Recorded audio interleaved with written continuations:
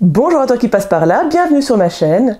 Comme tu l'auras vu dans le titre, on se retrouve ici pour un second livre mystère, puisqu'à défaut de calendrier de l'Avent, eh bien, j'ouvre des livres mystères pendant plusieurs jours. L'idée, c'est d'ouvrir 5 livres mystères, puis de te faire chaque fois la vidéo avec le début qui présente l'ouverture et que je te dise un petit peu si je connais, si je suis agréablement surprise ou pas, et puis ensuite mon avis après l'avoir lu. Donc ici, pour le deuxième livre mystère, les mots qui m'avaient accroché étaient filiation, famille, secret, passion amoureuse et destructrice, résilience. Voilà, j'ouvre tout de suite pour voir ce que c'est. C'est donc toujours un livre mystère que j'ai acheté au Cook & Book. Et eh bien, c'est Atteindre l'aube de Digli.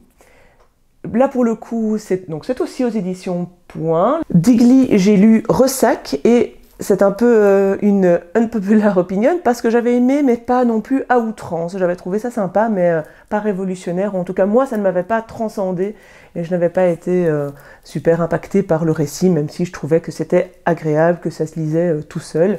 Et voilà. Donc, on va dire que je l'aurais pas acheté comme ça puisque je n'avais pas été plus emballée que ça pour Ressac, mais je suis contente de retester l'écriture de Digli. Je sais qu'il a eu pas mal de bons échos, de bons retours, donc je me demande un petit peu ce que je vais en penser et je te retrouve évidemment dès que je l'ai lu. J'ai donc terminé Atteindre l'aube assez rapidement, comme pour le précédent. C'est également 150 pages environ.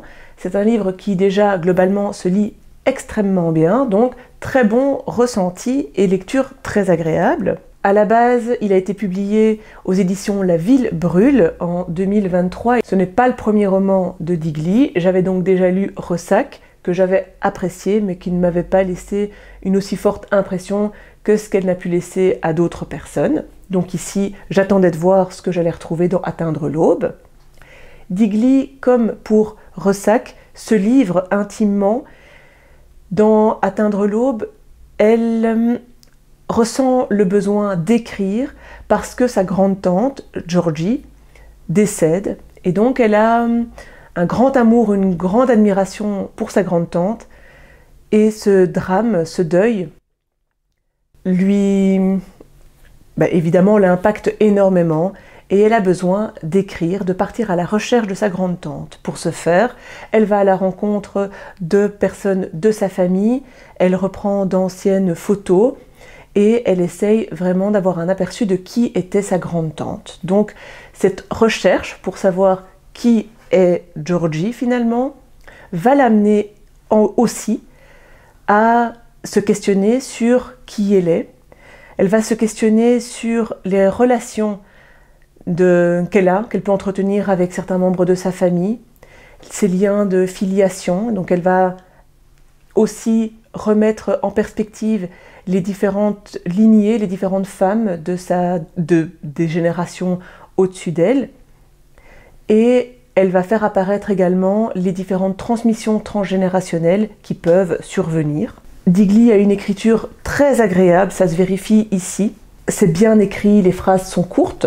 Et on ressent énormément de douceur qui se dégage de son écriture, ainsi que toute l'admiration et, comme je le disais plus tôt, tout l'amour qu'elle a envers sa grande-tante. J'ai trouvé que dans ce roman psychologique, il y avait énormément de cohérence psychologique, donc c'est une très très bonne chose. J'ai trouvé que même si c'est un récit qui montre et qui développe les différentes pensées, les réflexions qu'elle a eues, le cheminement qu'elle a obtenu aussi au travers de ses témoignages, de ses récoltes d'informations. On a l'impression en tout cas que Digli sait où elle va nous emmener. J'ai trouvé que ce cheminement et cette façon de nous amener était comme sur des rails. J'y ai vu en tout cas une structure dans laquelle j'avais envie de me laisser aller. Il y a donc évidemment énormément d'introspection.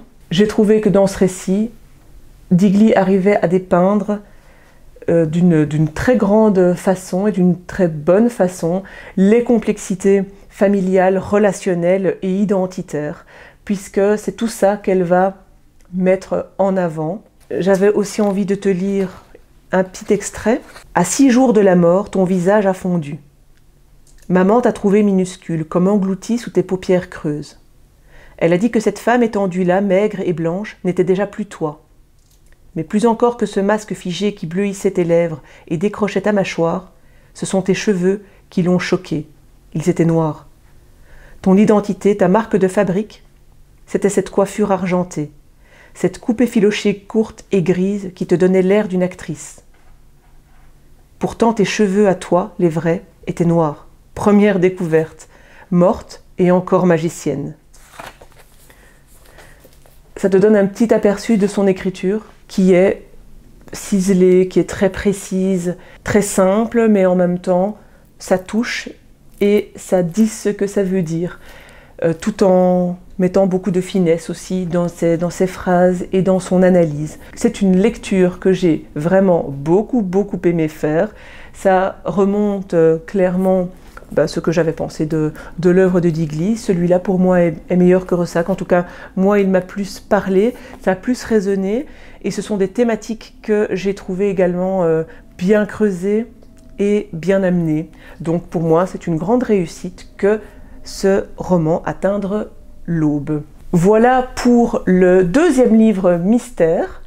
Si tout se passe bien, tu vas encore en avoir 3 autres, et puis ensuite un bilan de ces 5 lectures pour voir un petit peu les points communs, ce que j'ai trouvé de semblable, et puis finalement ce que j'ai pensé de cette expérience. J'espère que ce format concept t'a plu. Si jamais tu trouves ça intéressant et que tu te dis que ça peut être pertinent de poursuivre plus tard, n'hésite pas à me le dire. Si tu as d'autres suggestions d'autres formats, là aussi je serais curieuse de savoir ce que tu as comme idée. Je te dis à très bientôt pour une autre vidéo et en attendant que le plaisir de lire soit avec toi.